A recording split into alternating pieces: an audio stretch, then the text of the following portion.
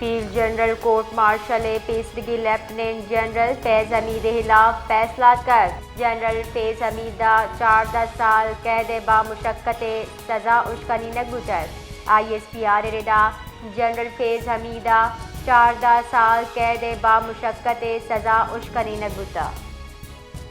Field general court martial पेशगी lieutenant general Faiz Hameed खिलाफ फैसला कर जनरल फैज़ हमीदा 4-10 साल कैद बामुशक्कत सज़ा उश्कनी न गुजर। ISPR रिडा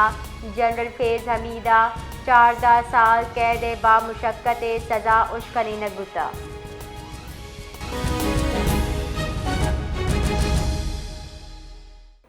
इधर हमारा ज्वाइन को था सीनियर तज्जियाकार बिलाल डार। जी बिलाल डार, बहुत बहुत शुक्रिया हमें अपना टाइम देने के लिए। बिलाल डार, जनरल फैज़ हमीद को जो है वो 14 साल कैद बामुशक्कत की सज़ा सुना दी गई है। आप क्या समझते हैं, इस फैसले में सियासी हुकूमत का कोई किरदार रहा है या फिर ये मुकम्मल तौर पर अस्करी फैसला था? जी देखें, ये जो सजा हुई है इसमें सियासी हुकूमत का कोई किरदार नहीं है, क्योंकि ये मामला जो सारा ज़ेर समाअत था वो फौजी अदालतों के अंदर था। उनके मामला थे, इसमें सिविल अदलिया का कोई अमल दखल नहीं था। और वैसे भी सिविल अदलिया के अमल के अंदर भी ये मामला होते, ये मामला होता तब भी हुकूमत वहां असर अंदाज तो हो नहीं सकती। लेकिन ये चूंकि खालिसन पाकिस्तान की अफवाज के अपना जो उनका एहतसाब का निज़ाम है उसके तहत ये एहतसाब का अमल किया गया है और उस पर मुलजिम को पूरा दिफा का हक दिया गया और उन्हें उनकी मर्जी की टीम दी गई, सारा कुछ फराहम किया गया और उसके बाद ये कार्रवाई सारी कुछ की गई। और जो पैनल था जजेस का या जो भी जिन्होंने कोर्ट मार्शल किया है वो सब के सब फौजी थे, उसमें सिविलियन का कोई अमल दखल नहीं था। और ये जो बिलाल, मुलजिम की दिफाई टीम ने क्या मौक़िफ़ इख्तियार किया इस हवाले से? देखिए, हमारे राय के मुताबिक दिफाई टीम ने तो मुलजिम जो थे फैज़ हमीद साहब उनके हक में दलाल दिए और उनके ऊपर इल्जामात थे उनसे उन्होंने साफ इनकार किया और उनके दिफा में उन्होंने दलाइल पेश किए जिनमें उन्होंने कहा कि ये जितने भी सियासी मामला के जो हुए थे जिसमें अफवाज पाकिस्तान पर उनके तनसीबात पर हमले हुए और उसके बाद भी कुछ सिलसिले हुए और उसके अलावा जो सियासी हुकूमत में सियासी मुदाखलत होती रही, फैज़ हमीद साहब जब इस वक्त DG ISI थे या उसके बाद वो कोर कमांडर पेशावर थे, उस वक्त भी जो वो सियासी हुकूमत में मुदाखलत कर रहे थे, वो सारे के सारे मामलात डिस्कस हुए हैं फौजी अदालत के अंदर और उसमें ये सारा केस जो बनाया है ये फौज ने खुद बनाया है। इसमें सिविलियन क्यादत ने किसी किस्म का कोई केस ना तो दर्ज किया, ना बनाया,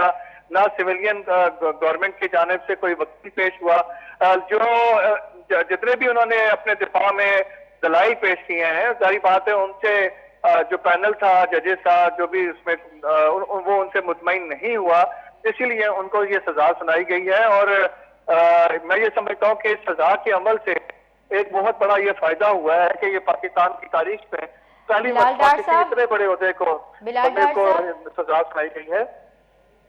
इसका जो मौजूदा हुकूमत में ये फैसला तो अब आ ही गया है, लेकिन अब मौजूदा हुकूमत और अपोजिशन की सियासत पे इस पर क्या असरात मुरत्तब हो सकते हैं? के बाद ये एक बड़ा वाज़िह पैगाम चला गया है कि एक तो ये पैगाम चला गया है कि अब रियासत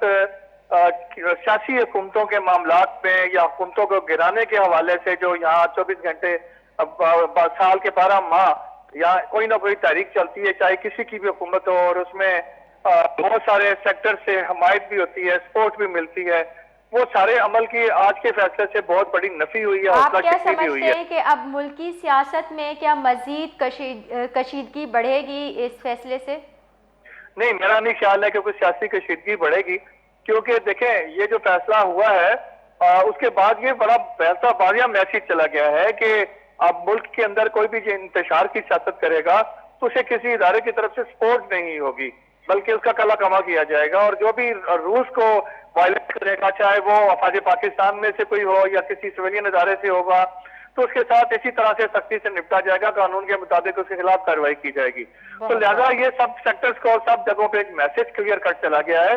कि अब सियासत के अंदर मुदाखलत बंद की जाए और किसी भी किस्म की जो किसी को सपोर्ट होती है कि कभी धरने कराने में या किसी और मामला में, तो वो सारा का सारा सिलसिला मेरा समझता हूँ कि उनको मैसेज किया कि अगर हमने कुछ ऐसा किया उनके खिलाफ कार्रवाई होगी। बाकी फैज अमीर साहब को मजीद अभी अपील का हक है,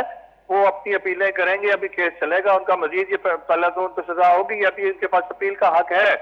तो ये मामला तो अभी चलेगा। लेकिन अभी आज उनको बकायदा तौर पर अनाउंसमेंट कर दी गई है कि उनको मुल्जिम डिक्लेयर कर दिया गया है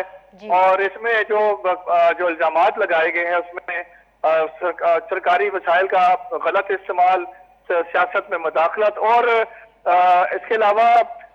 ये भी था कि अफराद को नुकसान पहुंचाया। आपके इल्म में है कि एक हाउसिंग सोसाइटी, निजी हाउसिंग सोसाइटी के मालिक को भी अगवा करने को उनके ऊपर इल्जाम था। शुक्रिया।